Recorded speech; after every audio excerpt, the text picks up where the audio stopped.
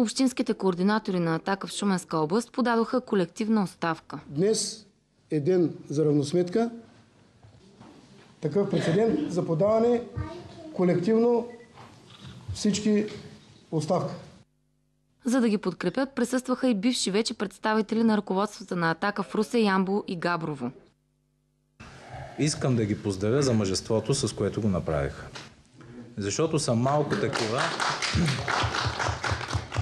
се осмелиха досега така публично ясно да заявят своето несъгласие с политиката на Сидеров и на неговата банда, които в момента се наричат партия Атака. Наблюдаваме как се разделя национализма дори.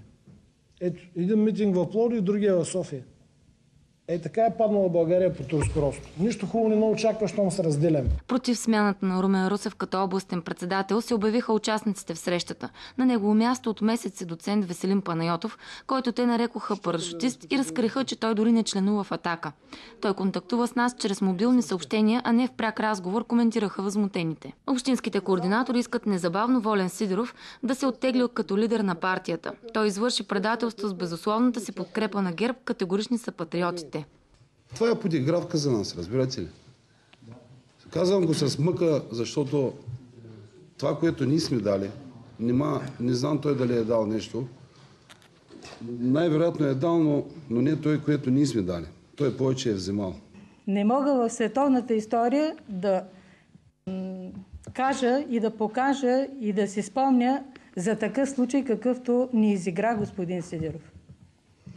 Аз толкова много му вярвах. Но най-често главата трябва да се отреже, за да се защити тялото.